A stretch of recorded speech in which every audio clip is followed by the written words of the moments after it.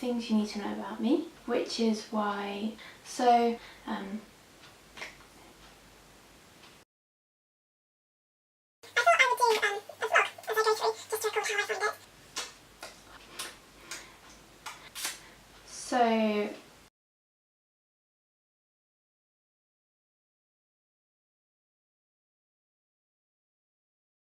hi! So, things you need to know about me is my name's Kathy. I'm 24. Until a month ago, I was a student at Edinburgh College of Art, but I just graduated. I live in Edinburgh now, but as of August, I'm moving to Japan to teach English in Osaka. Which is why I'm taking a CELTA course, which is a course for teaching English as a foreign language. So I thought I would do a regular vlog as I go through, just documenting how it goes. Not too polished, not too, because I will probably be doing it at late hours of the night, like now. It's just gone 3 o'clock in the morning, so now is not the time to be making things look lovely and perfect.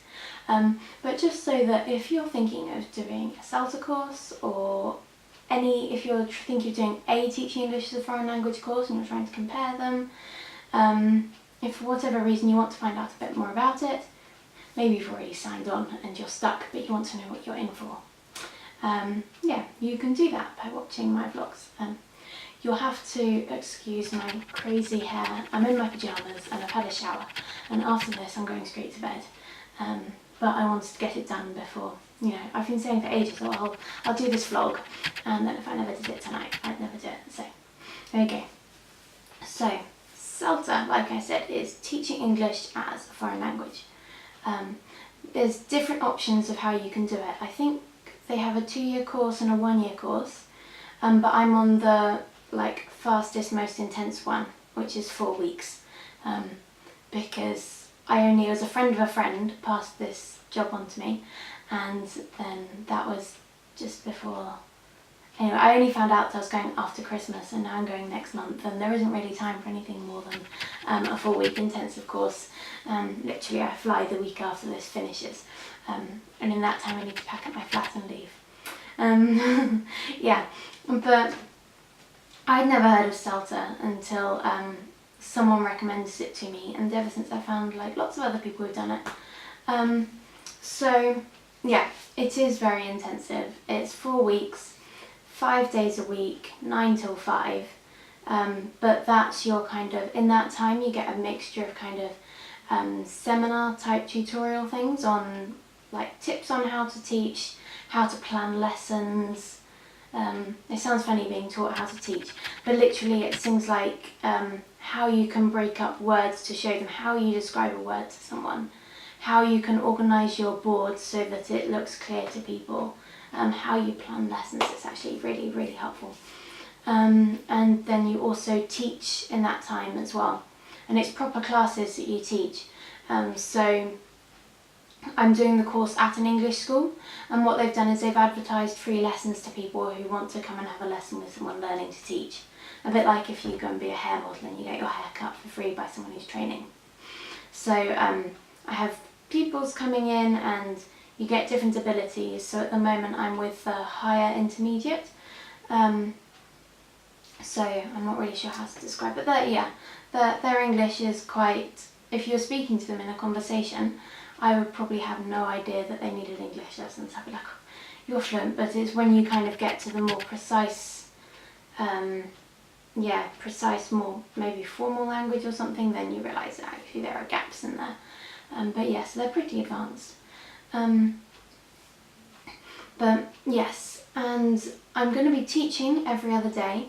So part of the reason I'm up so late tonight is because you have to do your lesson plans. So yeah, in the 9 till 5 you get given your teaching and you get given tutorials, but outside of that you have to plan lessons, and you're planning a lesson every other day, and then you also have 4 written assignments on top of that, which are between 700 and 1,000 words, so that's basically an assignment a week as well. So yeah, it is intense. You need stamina to do it.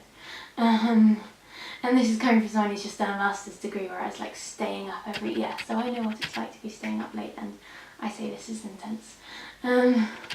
Yeah.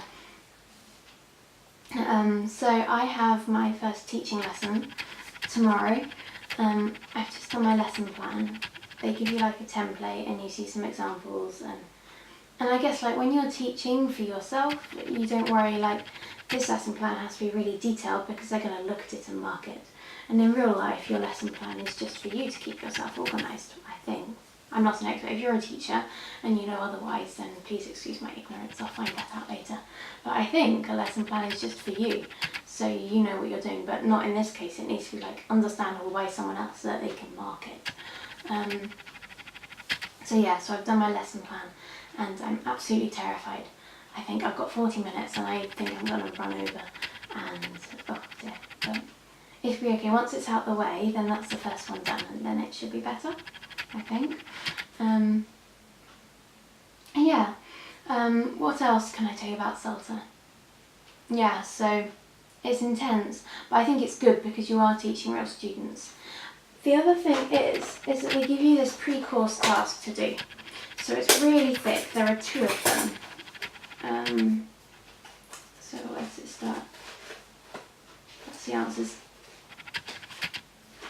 And give you a reading list and a couple of textbooks to recommend as well. So this is how thick the pre-course task is.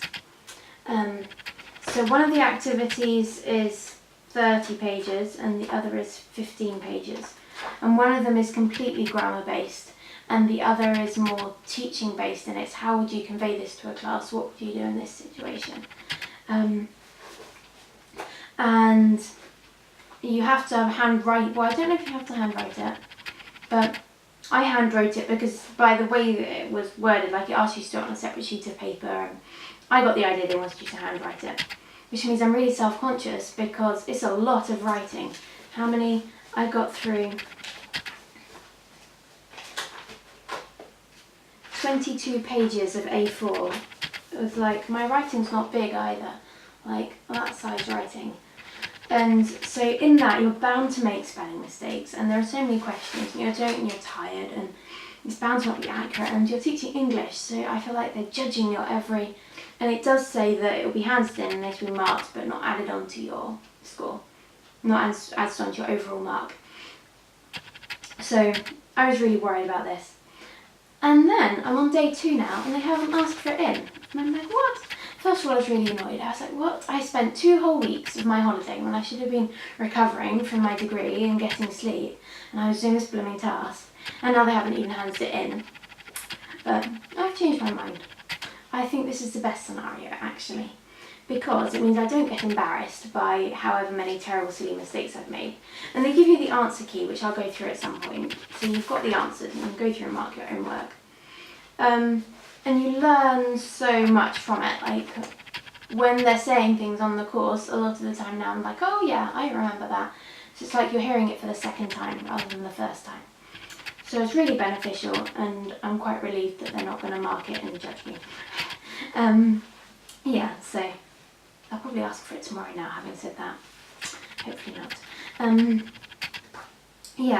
So pre-course task I think is a really helpful thing to do. I was really worried, so I found the pre-course task quite tricky because being a native English speaker, obviously I have no idea about my own language's grammar. You just do it. I think in year 2 or year 4, I had a grammar book in my drawer at school, which we used maybe like twice in the whole year. And I think we did some more grammar in year 9. So I know nothing about grammar. I was really worried because I just don't know all the words. And you just do things and you don't even necessarily know that that's a kind of a movement of grammar that you're doing. So I was really worried that I'd just get lost in the terminology and then not be able to do the course. But no, I think they know that because it's not just native speakers on the course. We've got Spanish people and all sorts. So I was thinking the kind of people who are not native speakers would actually know more grammar than I would, or know more names for it, but no, that's all working out fine. I mean, it's still not easy, but they kind of, I think they know that you'd find it tricky, so they explain things. And that's all good. What else?